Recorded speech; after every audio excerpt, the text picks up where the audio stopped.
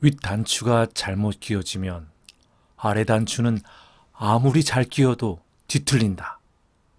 혹시 기억이 나십니까? A 박사의 말씀이었습니다. 당신도 기억하실 것입니다. A 박사는 당신과 나와의 맞선을 보이고 돌아가시던 길에 바로 종각 앞을 지나시면서 하신 말씀이었습니다. 나는 평범하면서도 명언이라고 생각했었습니다. 그러나 그때의 나는 나이 어렸었습니다. 22이라면 여자로서는 어리다고만 할 수도 없었겠지만 역시 나는 풋내기였습니다. 당신에게 관한 지식을 얻으려 수소문을 하던 끝에 당신이 중학시대에 동맹휴학을 약속하고서 그 사실을 밀고 하여 봉변을 한 일이 있었다는 말을 들은 적이 있었습니다. 그때 비록 견식도 비판력도 없기는 했습니다만 도리어 그랬기 때문에 순수했었다고도 할 수 있었을지도 모릅니다. 그 말에 난 그 자리서 가슴이 서먹했습니다. 동지를 배반하는 사람, A 박사한테서 그의 장점만 들어온 내게는 청천의 병력이었습니다. 물론 A 박사도 나를 속인 것은 아니었습니다. 다만 그런 사실을 몰랐었을 뿐이었지요. 그러나 고만 단점쯤이야 뉘겐들 없이라 했습니다. 그래서 나는 더 추궁도 하지 않았습니다. 잊기로 했었습니다. 그럴 경우가 되니까 그랬겠거니 했습니다. 나는 박사한테도 그런 말을 하지 않았었습니다. 그러고 나는 당신과 약혼을 했었습니다. 이것이 내가 잘못 끼운 인생의 첫 단추였습니다. 당신도 알다시피 당신과 나와의 약혼 기간은 퍽 짧은 동안이었지요. 달 반 가량이었어요. 이것은 당신보다도 나의 주장이었습니다. 약혼 기간은 짧을수록 좋다고 생각한 것입니다. 그 달 반 동안에 우리는 단 3번 만났었습니다. 한 번은 창경원이었지요. 벚꽃이 질 무렵이었어요. 당신과 나는 연못가 큰 바위 위에 나란히 앉아 있었습니다.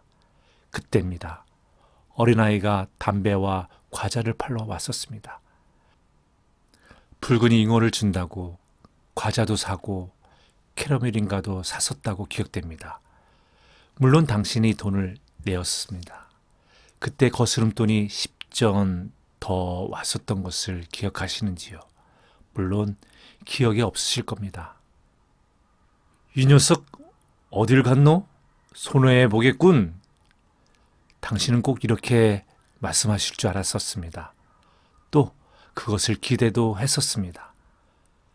그러나 당신의 말은 정반대였습니다. 오늘 재수가 좋군. 당신은 이렇게 말했었습니다. 분명히.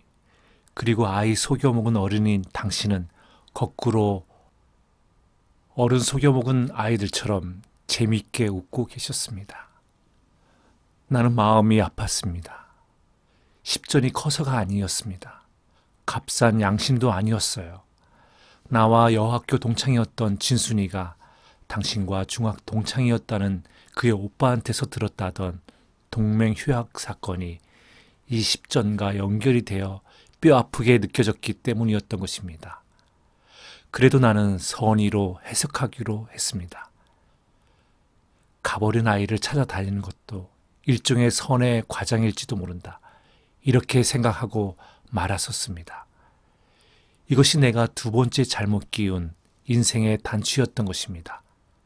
첫 단추와 둘째 단추가 잘못 끼어진 줄 안 채로 나는 당신과 결혼식을 했습니다. 그날 밤 온양 온천서 나는 당신의 아내가 되었었습니다. 10일간의 신혼여행에서 나는 나의 인생의 단추가 3번째 잘못 끼어진 것을 발견했었어요. 정말 그때는 슬펐었습니다. 그것은 경주를 구경하고 돌아오던 길이었습니다. 기차 안에서입니다. 작가는 몹시 붐볐습니다. 마침 2등이 10,000원이어서 우리는 3등에 탔었습니다. 3등도 10,000원이었습니다. 그래도 우리는 자리를 잡았습니다. 변소 옆이기는 했으나 두 거상을 잡아 짐도 놓고 마주 앉아 있을 때 70 노인 부부가 자리를 못 잡고는 우리 옆 깃바닥에 쪼그리고 앉아 있었습니다. 할아버지는 어딘지 몹시 아파하시는 기색이었습니다. 나는 몇 번이나 자리를 비켜주려고 애를 썼지만 당신이 옆구리를 찔러 말리는 통에 어쩌지를 못하고 있었습니다. 짐을 치우고 자리를 줍시다. 나는 일본말로 이렇게 속삭였습니다. 어떡해요? 당신은 이렇게 말합니다. 눈을 껌뻑하고서. 아니, 그 눈은 명령적이었습니다.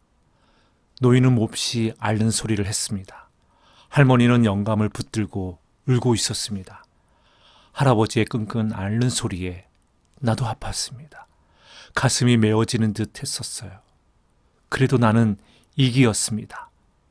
부질없는 감상주의. 나는 이렇게 나 자신을 나무랐습니다.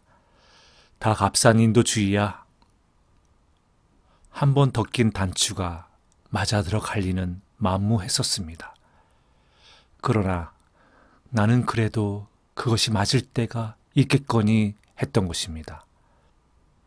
고학 온 사촌 시동생에게 상식을 벗어난 학대, 이해 없는 친척과 친구 간에는 일전 한 푼에 벌벌 떨면서도 자기의 교장과 교무주임한테 아첨하기 위해서는 약혼 반지까지도 빼어다 잡히어 술을 사다가 진상을 하는 것이며, 한번 교무주임인 1인을 집에 청에다가 20여 원어치나 청요리에 맥주에 먹이고는 같은 조선 사람인 수학교사를 모해하던 일. 이런 일에 내가 뭐라고 의견을 말하면 니까지 것이 뭘 안다고 나서 세상은 요령이 있게 살아야 하는 게야. 남을 욕하는 게 요령일까요? 뭐시? 너 그 윤가놈하고 사돈의 팔촌이 되느냐? 아니면 옛날 애인인 게야? 당신은 이런 일들을 기억이나 하고 계시는지요? 해방되던 날입니다. 그날 밤 당신은 술이 거나하게 취해서 돌아왔지요. 나는 어쨌든 기뻤습니다.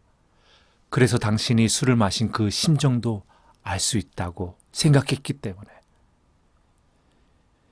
이렇게 좋은 날은 나도 술 한 잔 사주시오. 이렇게 당신을 맞았을 때 당신은 어떻게 하셨지요?